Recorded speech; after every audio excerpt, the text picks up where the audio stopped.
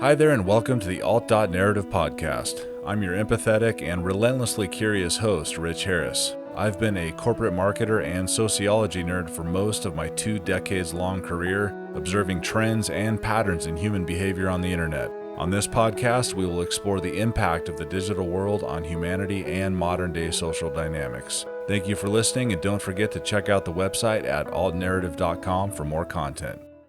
Hello, everybody, and welcome to episode 5 of the Alt.Narrative podcast. Today, we will be covering social media and depression. For this episode, I will be reading a post by Nadra Little, medically reviewed by Steven Gans, MD, posted on July 1st, 2021. The title of her post is, "How Does Social Media Play a Role in Depression?" By some estimates, roughly 4 billion people across the world use networking websites such as Facebook, Twitter, and Instagram. This usage has prompted mental health experts to investigate whether the enormous popularity of social media plays a role in depression.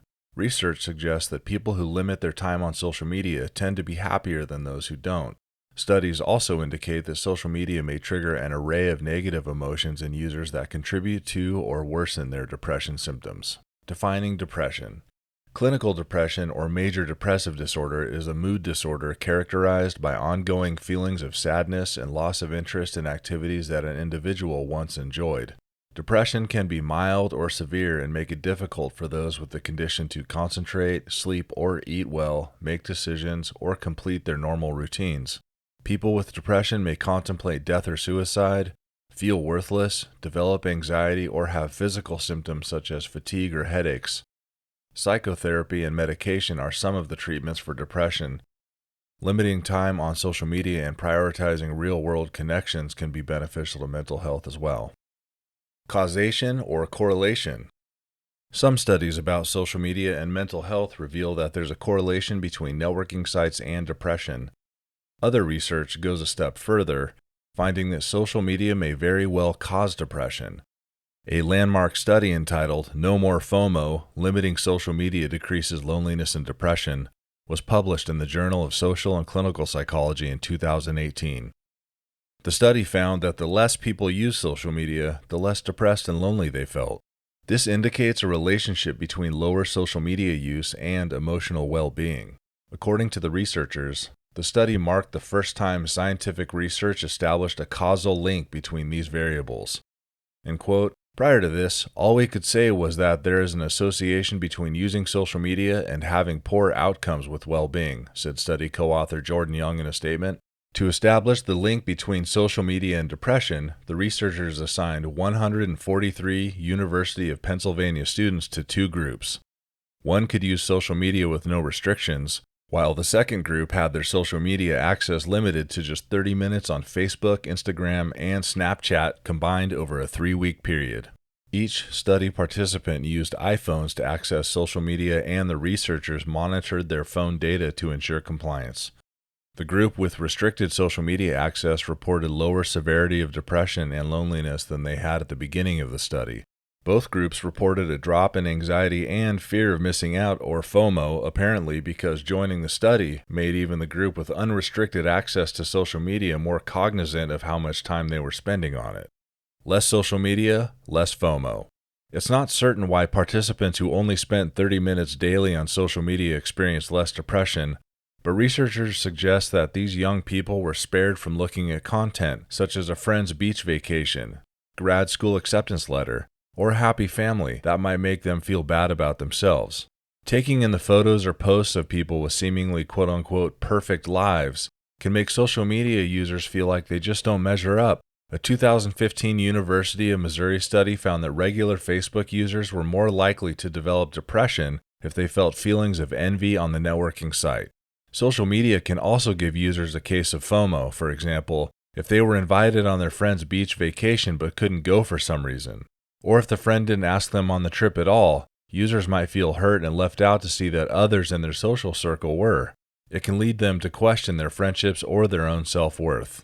Social media users who visit an ex-partner's social media page and see pictures of their former partner whining and dining a new love interest can also experience FOMO.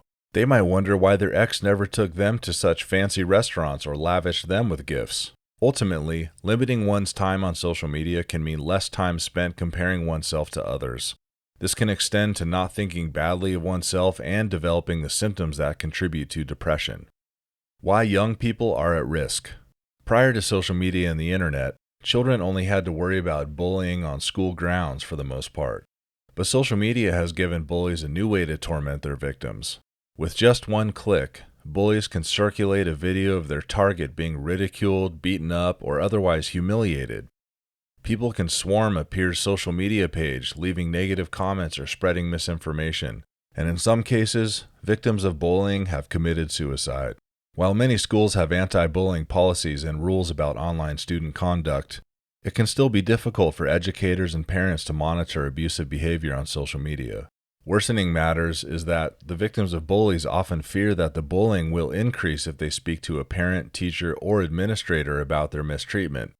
This can make a child feel even more isolated and go without the emotional support they need to handle a toxic and potentially volatile situation. Bad news, or quote, doom scrolling.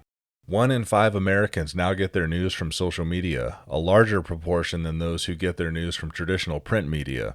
For heavy social media users, people who log in for multiple hours at a time or multiple times a day, this means frequent exposure news, including bad news. Headlines related to natural disasters, terrorist attacks, political strife, and celebrity deaths frequently top lists of social media trends. Before the advent of social media and the internet generally, one's exposure to bad news was limited. The public got news from broadcasts that aired at certain times of day or from newspapers. The habit of binging bad news on social media sites or elsewhere online is known as doom scrolling, and it can adversely affect one's mental health, leading to development or heightening of anxiety or depression symptoms. A 2018 Lancet Psychiatry study of 91,005 people found that those who logged on to Facebook before bedtime were 6% likelier to have major depressive disorder and rated their happiness level 9% lower than those with better sleep hygiene did. Psychologist Amelia Aldo told NPR that doom scrolling locks the public into a, quote, vicious cycle of negativity. The cycle continues because our minds are wired to look out for threats, she said. The more time we spend scrolling, the more we find those dangers, the more we get sucked into them, the more anxious we get. Before long, the world appears to be an altogether gloomy place, making doom scrollers feel increasingly hopeless. Safely using social media. Using social media comes with mental health risks, but that doesn't mean it should be completely avoided. Experts recommend using these networking websites in moderation. Set a timer when you're on social media or install an app on your phone or computer that tracks how long you've spent on a networking site. Without these timers or apps, it's easy to spend hours on social media before you know it. To limit your time on social media, you can also plan real-world activities that help you focus on your immediate surroundings and circumstances. Read a book, watch a movie, go for a stroll, play a game, bake some bread, or have a phone conversation with a friend. Make the time to enjoy life offline. Well, that does it for today's episode on the Alt.Narrative podcast. Thank you for listening, and please check us out for more content on Alt.Narrative.com.